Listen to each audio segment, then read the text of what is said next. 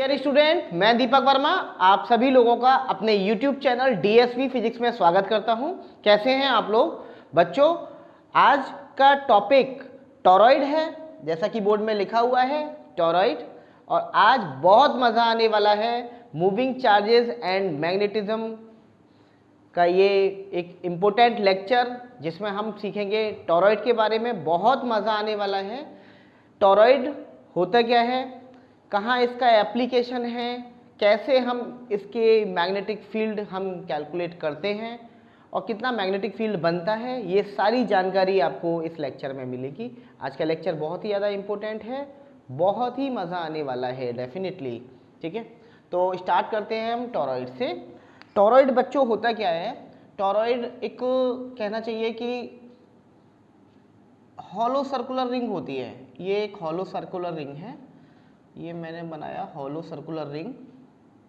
ठीक है, ये एक हॉलो सर्कुलर रिंग है, ये बिल्कुल खोखली है और इसमें वायर के टर्न्स लपेटे हुए रहते हैं। यानी इसमें जो वायर के जो टर्न्स हैं, ये देखिए, ये ऐसे ऐसे दिस दिस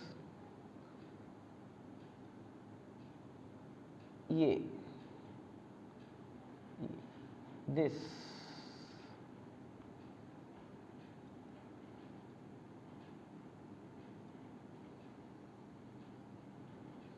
ये क्या है? कॉपर के वायर के हैवी टर्न्स हैं, कई सारे टर्न्स हैं जो आसपास इसके लपेटे हुए हैं मैंने एक सर्कुलर रिंग पर। ठीक है, तो ये स्ट्रक्चर कुछ आपका कहलाता है टॉरॉइड। इसको हम बोलते हैं बच्चों टॉरॉइड। ठीक है, क्लास 12 का ये इंपॉर्टेंट टॉपिक है क्योंकि हमने लास्ट लेक्चर में सोलेनॉइड डिस्कस कर रखा है। आज टॉरॉइड का टर्म है, टॉरॉइड पढ़ेंगे। तो टॉरॉइड एक एप्लीकेशन है, एम्पियर सर्किटल लॉ का हमें यहाँ पर यूज़ करना पड़ेगा कि हम किस तरह से यहाँ पर मैग्नेटिक फील्ड को कैलकुलेट कर पाएंगे। ठीक है ना, तो हमें मैग्नेटिक फील्ड निकालना है due to this current carrying torrid.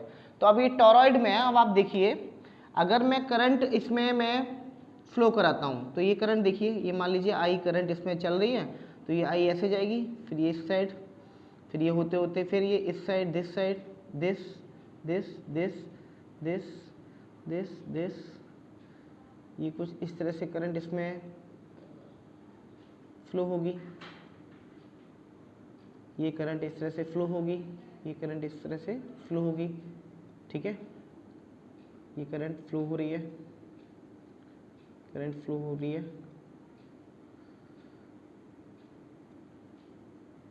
ये करंट इसमें फ्लो हो रही है। ठीक है, अब इसमें ये आई करंट दौड़ रही है, आपने कहीं से भी इसे जोड़ा, किसी बैटरी से कनेक्ट किया, किसी सेल से कनेक्ट किया, तो इसमें करंट दौड़ रही है, करंट फ्लो हो रही है और पूरे टॉरॉइड में ये करंट फ्लो होती रहेगी। अब आप लोगों को पता है अच्छी तरीके से कि कोई भी करंट कैरिंग वायर है या करंट कैरिंग कंडक्टर है, अगर उसमें करंट फ्लो हो रही है तो अपने आसपास में हमेशा और हमेशा मैग्नेटिक फील्ड प्रोड्यूस करती है। तो इस टॉरॉइड के ये जो स्ट्रक्चर जो मैंने बनाया है, ये टॉरॉइड है, इस टॉरॉइड के आसपास भी मैग्नेटिक फील्ड बन रहा होगा। अब वो मैग्नेटिक फील्ड कितना बन रहा होगा, इसकी हमें कैलकुलेशन करनी पड़ेगी। तो बच्चों एनसीईआरटी जो बोलती है, एनसीईआरटी में स्पेशली 3 केस लिए गए हैं। पहला केस तो ये है कि अगर हमें लेना है, पहला केस जो लेंगे हम, inside free space of torrid, ये पहला केस रहेगा हमारा। यानी कि ये जो फ्री स्पेस दिखाई दे रहा है बीच में, ये जो खाली जगह दिखाई दे रही है, यहाँ पर किसी पॉइंट P पर हमें क्या निकालना होगा? मैग्नेटिक फील्ड निकालना होगा। दूसरे नंबर पे निकालना होगा आउटसाइड द टॉरॉइड, एक आउटसाइड कोई पॉइंट ले लेंगे, यहाँ पर ये हमने पॉइंट ले लिया, मान लीजिए Q, और इस Q पॉइंट पर हमें मैग्नेटिक फील्ड निकालना होगा। ये आउटसाइड पॉइंट हो गया Q इस टॉरॉइड के। और तीसरा जो हमें निकालना है वो ऑन टॉरॉइड, टॉरॉइड पर ही निकालना है। तो टॉरॉइड पर तीसरा जो केस रहेगा वो हमारा, मान लीजिए इस पॉइंट का नाम देते हैं हम S, तो इस S पॉइंट पर हमें मैग्नेटिक फील्ड निकालना होगा। ठीक है ना, तो ये 3 स्पेशली केसेस हैं और तीनों केसों की हमें यहाँ पर स्टडी करनी है। पहला केस जो है बच्चों वो फ्री स्पेस में निकालना है, बीच में ये खाली जगह पे निकालना है। बिंदु हमने इसका नाम दे दिया बिंदु P है। आगे एक पॉइंट हमने Q लिया, इस Q पॉइंट पर, ये जो Q पॉइंट है वो इस टॉरॉइड के बाहर स्थित है ना। तो बाहर स्थित है तो यहाँ पर कितना मैग्नेटिक फील्ड बनेगा ये हमें निकालना पड़ेगा। और तीसरा हमने टॉरॉइड पर ही निकालना है, ऑन टॉरॉइड, टॉरॉइड पर कितना फील्ड बन रहा होगा। ठीक है भाई, ये भी तो वायर है तो कितना फील्ड बनेगा, ये पॉइंट का नाम हमने जानबूझ के S ले लिया। ठीक है, तो तीनों के केसों की हमें स्टडी करनी होगी। तो पहला पॉइंट हम निकालते हैं, पहला पॉइंट है inside free space of torrid. तो इसके लिए हमने ये पॉइंट हमें निकालना है P, यानी P पॉइंट पर कितना मैग्नेटिक फील्ड बनेगा। तो पहला केस हम स्टडी करते हैं। अब P पॉइंट पर मैग्नेटिक फील्ड निकालने के लिए ये बड़ा कॉम्प्लिकेटेड सर्किट बन गया, कॉम्प्लिकेटेड ज्योमेट्री है। अब आपको पता होना चाहिए कि सिंपल ज्योमेट्री के लिए हम बायो-सैवर्ट लॉ लगाते थे, है ना, उससे हम इजीली मैग्नेटिक फील्ड निकाल लेते हैं। लेकिन यहाँ ज्योमेट्री जब कॉम्प्लिकेटेड हो जाए, मैंने आप लोगों को बताया हुआ है, तब आपको एम्पियर सर्किटल लॉ यूज करना है। एम्पियर सर्किटल लॉ अपनी स्टाइल में ही क्या बोलता है, line integration B dot D L must be is equal to mu naught time I inside, यही होता है। ठीक है, तो सबसे पहले हमने ये इक्वेशन लिखी और उसके बाद हमने ये देखा कि हमें किस पॉइंट पर निकालना है मैग्नेटिक फील्ड। हमें मैग्नेटिक फील्ड निकालना था पॉइंट P पर। तो पॉइंट P पर मैग्नेटिक फील्ड निकालने के लिए हम एम्पियर लूप की गणना करते हैं, एम्पियर लूप की कल्पना करते हैं। तो एम्पियर लूप बनाइए। तो P पॉइंट से होते हुए हमने क्या बोला कि P पॉइंट से होते हुए हमने एक लूप बना लिया, P पॉइंट से होते हुए एक अंदर हमने लूप बना लिया। ठीक है, ये हमने यहाँ पर लूप बना लिया, ये इस लूप को बोलेंगे हम एम्पियर्स लूप। ठीक है, एम्पियर्स लूप, अपना ही नाम दे दिया एम्पियर जी ने, एम्पियर्स लूप। अब इस लूप में कितना, ये लूप बना लिया। अब हमें लूप के अंदर देखना है ना। अब देखिए, लगाइए formula, line integration B dot D L equal to mu naught I inside. Line integration B dot D L is equal to mu not into I inside. अब भैया हमें बात करनी है लूप की, बच्चों ध्यान से समझना इस चीज को, ये टॉपिक बड़ा इंपॉर्टेंट है। एम्पियर्स लूप के अंदर देखिए कितना करंट बनना है। अब देखिए सारी की सारी करंट जो है वो इस लूप से बाहर की ओर है। देखो सारी की सारी करंट जो है वो इस लूप से बाहर है। इसका मतलब इस लूप के अंदर जो है वो आई जो है वो जीरो है, कोई करंट फ्लो नहीं हो रही है। यानी आई इनसाइड कितना है, zero. I inside equal to कितना हो गया, जीरो। भैया जीरो क्यों हो गया, क्योंकि कोई करंट फ्लो नहीं हो रही है इनसाइड द लूप। लूप के भीतर कोई भी करंट फ्लो नहीं हो रही है, लूप के अंदर कोई भी करंट फ्लो ना होने की वजह से ये आई इनसाइड हो गया है जीरो। इस वजह से ये line integration B dot D L is equal to हो जाएगा जीरो। यहाँ से बी भी आपका कितना हो जाएगा, जीरो। इसका मतलब ये हुआ कि अगर मैं इनसाइड द टॉरॉइड बात करूँ फ्री स्पेस में, ठीक है, ये फ्री स्पेस की बात हो रही है, यहाँ पर जो मैग्नेटिक फील्ड रहता है वो बच्चों हमेशा जीरो रहता है। ठीक है, तो पहला केस हमने स्टडी किया inside free space of torrid, वहाँ पे मैग्नेटिक फील्ड कितना रहता है, जीरो रहता है। कोई आपसे पूछे भैया क्यों जीरो रहता है, आपने तो बताया कि करंट कैरिंग कंडक्टर हमेशा मैग्नेटिक फील्ड प्रोड्यूस करता है। तो वहाँ पर जब कोई अंदर करंट ही नहीं है, उस पर्टिकुलर लूप में कोई करंट नहीं है, जिसकी वजह से मैग्नेटिक फील्ड कितना हो जाता है, जीरो हो जाता है।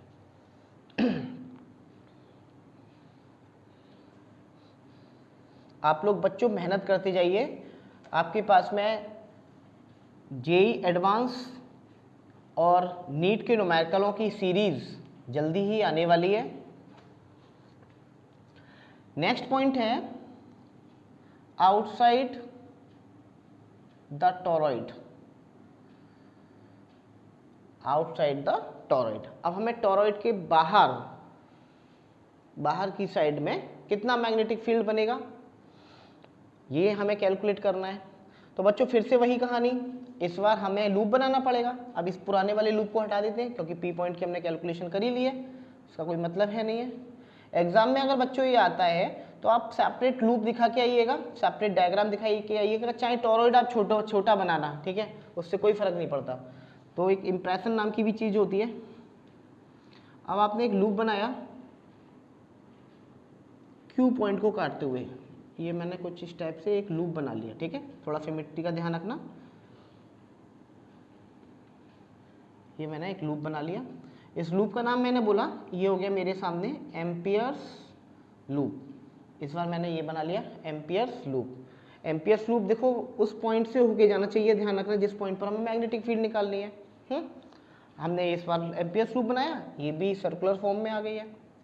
अब आउटसाइड द टोरॉइड, अब हमें यहाँ निकालना है, यहाँ कितना मैग्नेटिक फील्ड बनेगा। अब आपको पता है current carrying conductor always produces magnetic field around itself. अब अपने आसपास मैग्नेटिक फील्ड बनाएगा, इस बार आसपास में क्यू पॉइंट आ रहा है तो क्यू पॉइंट पर भी बनना चाहिए, है ना। देखते हैं कितना बनता है। तो हम इसके लिए क्या फॉर्मूला लगाएंगे, फिर से वही यूजिंग एम्पियर्स सर्किटल लॉ। हम एम्पियर सर्किटल लॉ का यूज करेंगे यहाँ पर, जो कि है line integration B dot D L is equal to mu naught time I inside.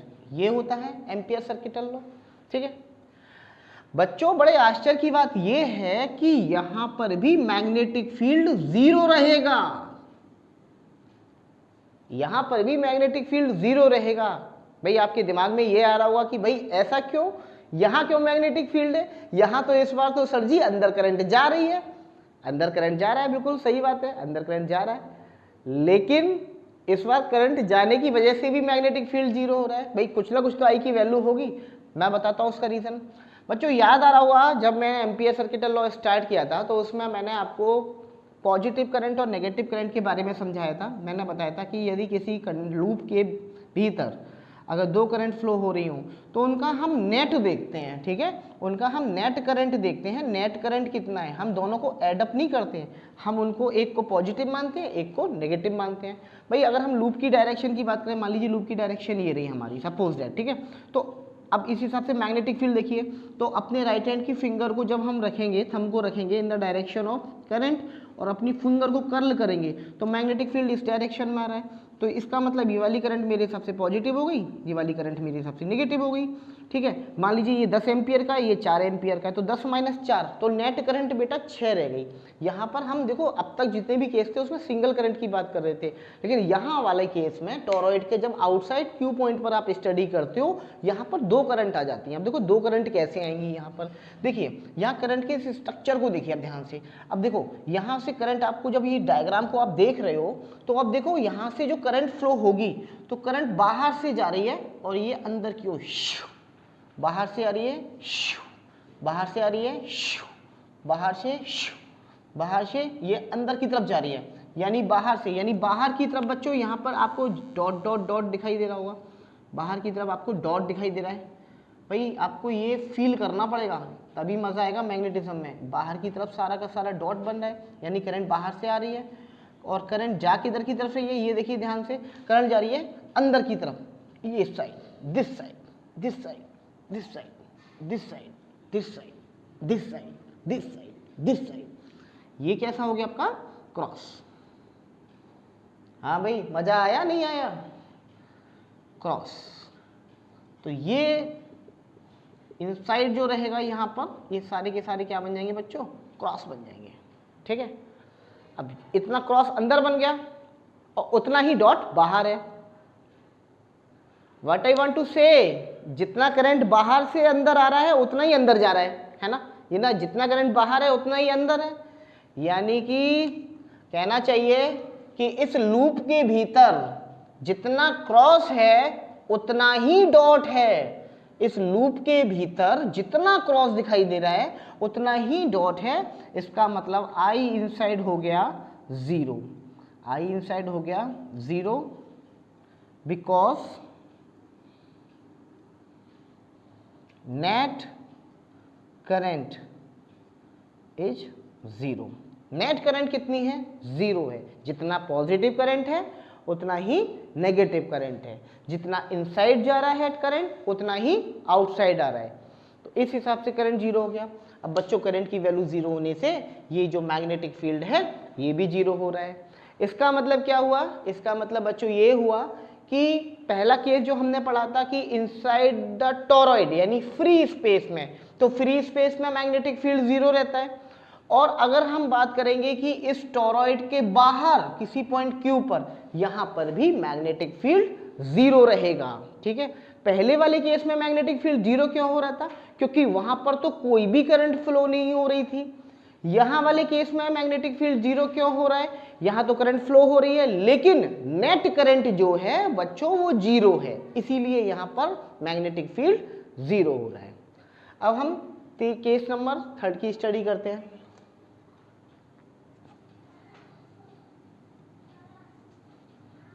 आप लोग मेहनत करते जाइए, मैं आपके साथ में हूँ। स्पेशली आप डेली पढ़ेंगे, डेली कवर करेंगे तो डेफिनेटली एक दिन आपको सक्सेस जरूर मिलेगी। ये मेरा आप लोगों से प्रॉमिस है, ये डीएसवी फिजिक्स का आप लोगों से प्रॉमिस है। बस कंटिन्यूटी बनाते रहिएगा, कुछ भी हो जाए कंटिन्यूटी ब्रेक नहीं होनी चाहिए।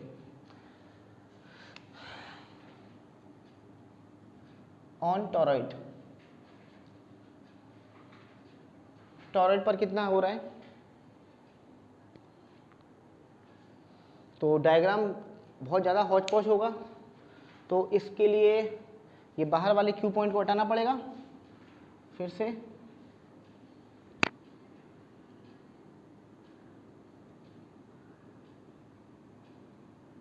ये हटाया मैंने, और अब मैं क्या करूँगा, इस डॉट को भी हटा देता हूँ। ये मैंने डॉट को भी हटा दिया।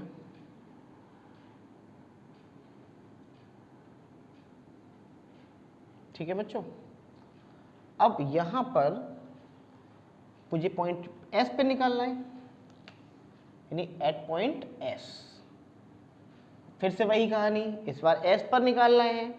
क्या एस पर मैग्नेटिक फील्ड बनेगा? बनना चाहिए। ठीक है, कितना बनेगा? उसके लिए हमें हेल्प लेनी होगी एम्पियर सर्किटल लॉ की, जो कि अपनी स्टाइल में फिर से क्या बोलता है, line integration B dot D L must be equal to mu naught time I inside the loop. भाई लूप के भीतर कितनी करंट है? अब देखिए हमें लूप बनाना पड़ेगा, तो पॉइंट एस मेरा मान लीजिए यहाँ पर है, तो पॉइंट एस को कट करते हुए अब एक लूप बनाइए। तो अब मैं लूप बना रहा हूँ, ये देखो ध्यान से, ये लूप मेरा बनना शुरू हो गया। ये लूप मैंने बनाया, ये लूप इस तरह से बनाया, ये मेरा लूप बनता हुआ आ रहा है, ये लूप मैंने बनाया जो कि पॉइंट एस से होके जा रहा है। ठीक है, मैंने थोड़ा डार्क कर दिया है। ओके, अब ये जो है मुझे एस पॉइंट पर ये मैग्नेटिक फील्ड निकालना है, कितना एस पॉइंट पर मैग्नेटिक फील्ड बनेगा। और ये जो लूप बनाया है, इस बार इसका नाम दे दिया मैंने एम्पियर्स लूप। ठीक है, ओके, मान लीजिए इस लूप की जो रेडियस है वो आर है। ठीक है, टॉरॉइड के सेंटर से उस पर्टिकुलर लूप की जो रेडियस है वो मैंने आर मान ली है, इसीलिए यहाँ पॉइंट मैंने आर नहीं दिया था। आप लोगों को यही समझ में आ रहा होगा कि सर पी के बाद क्यू के बाद आर आना चाहिए, लेकिन आपने तो एस ले लिया। मैंने आर रेडियस मानना था बच्चों, इसीलिए मैंने इसको आर लिया है। अब देखो, अब क्या यहाँ पर मैग्नेटिक फील्ड जीरो हो रहा है? अंदर भी हो गया, बाहर भी हो गया, इस पार भी कर दीजिए सर जी, जीरो हो गया हमारा टॉरॉइड। मार्क्स बन गए हमारे 3 नंबर, 95% बोर्ड में आ गए हमारे। ऐसा नहीं होगा बच्चों, तीसरा केस भी बड़ा इंपॉर्टेंट है, इसे भी समझते हैं। इस केस में क्या है, हमें जो मैग्नेटिक फील्ड निकालना है वो एट टॉरॉइड निकालना है। इस टॉरॉइड पर कितना मैग्नेटिक फील्ड बनेगा इनसाइड द टॉरॉइड, मतलब आप इस तरफ देख लीजिए। अब यहाँ एस पॉइंट पर जब हमें मैग्नेटिक फील्ड निकालना है, इसके लिए हमने सबसे पहले एम्पियर लूप बनाया, एम्पियर लूप की कल्पना की। ये एम्पियर लूप बनाने के बाद में हमने इक्वेशन लगाई, line integration B dot D L is equal to mu not into I inside. अब देखिए, अब जो मैग्नेटिक फील्ड, अब यहाँ पर आई इनसाइड, भाई इस लूप के अंदर कुछ तो करंट है। अच्छा, जो इससे पहले मैंने डॉट डॉट डॉट डॉट करके दिखाया था वो बाहर की तरफ, क्योंकि बाहर से करंट अंदर की तरफ जा रही है, ये इस तरह से जा रही थी, तो इनसाइड करंट तो ये यहाँ पे लूप के भीतर ही हुए, वो इनसाइड करंट है, और यहाँ आउटसाइड करंट है। तो आउटसाइड करंट इस लूप से बाहर हो गई है, तो जब लूप से बाहर होगी तो केवल हम एक ही करंट की बात करेंगे, यानी इस बार नेट करंट जीरो नहीं है। इस बार नेट करंट जीरो नहीं है बच्चों। तो नेट करंट जब जीरो नहीं है तब हम क्या करेंगे, तो यहाँ पर नेट करंट जीरो नहीं है, तो उसके लिए सॉल्व कीजिए। तो पहले फिर हमें मैग्नेटिक फील्ड देखना पड़ेगा। मैग्नेटिक फील्ड कितना बनना होगा इस लूप पर, किधर बनेगा, डायरेक्शन देखिए। तो अपने फिंगर, अपने राइट हैंड के थंब को लेना है in the direction of current, और उंगलियों को फेर लेना है, उंगलियों को कर्ल करना है। तो ये देखिए, कुछ इस साइड में आएगा, कुछ इस साइड में आएगा, ये दिस साइड, इस साइड आएगा, ये दिस साइड, पूरे आप लूप पे देख लीजिए मैग्नेटिक फील्ड की डायरेक्शन वही है। तो हमें एक्चुअली एस में देखना, तो एस की तरफ देखा तो मैग्नेटिक फील्ड इधर आ रहा है, और इसी पर आप डीएल मान लीजिए। मैंने बताया था बी और डीएल टेंजेंशियल होंगे, ठीक है ना, आ रहा है ना समझ में।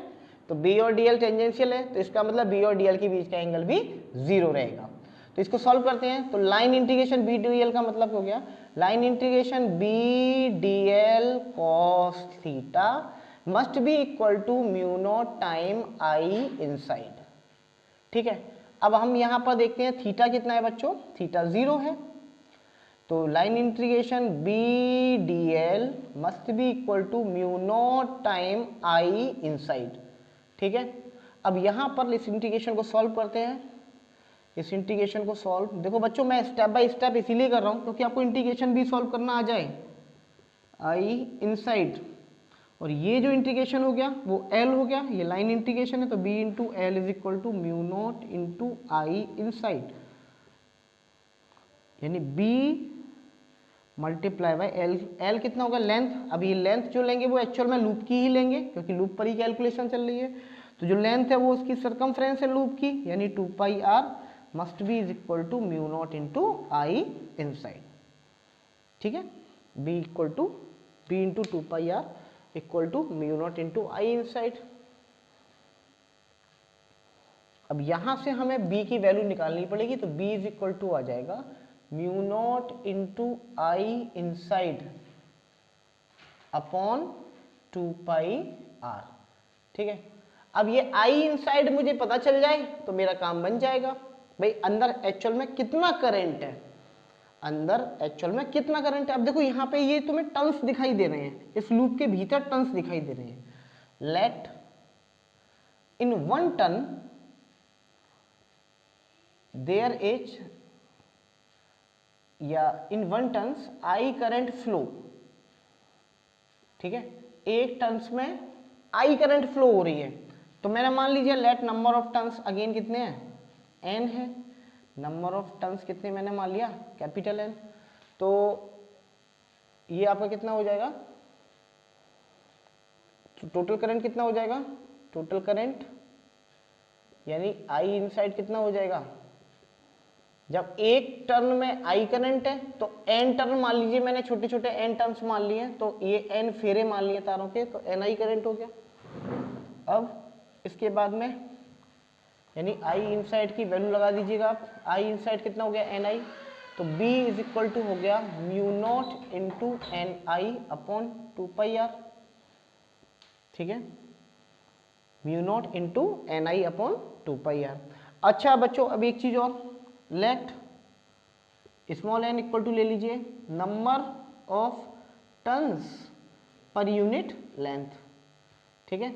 यानी स्मॉल एन की वैल्यू कितनी हो जाएगी, नंबर ऑफ टर्न्स कितने हो गए एन, पर यूनिट लेंथ की बात करेगा यानी कि एल की बात करेगा, 2 पाई आर की बात करेगा। तो small N equal to N upon 2 pi R, तो यहाँ से बच्चों बी निकल के आ जाएगा म्यू नॉट एन आई, ठीक है। अगर number of turns per unit length बोलता है आपको तो स्मॉल एन यूज करना है, और अगर फेरों की संख्या दे रखा है, नंबर ऑफ टर्न्स ही दे रखा है, लेंथ दे रखी है, तो आप mu naught N I upon 2 pi R लगा लीजिएगा, ठीक है।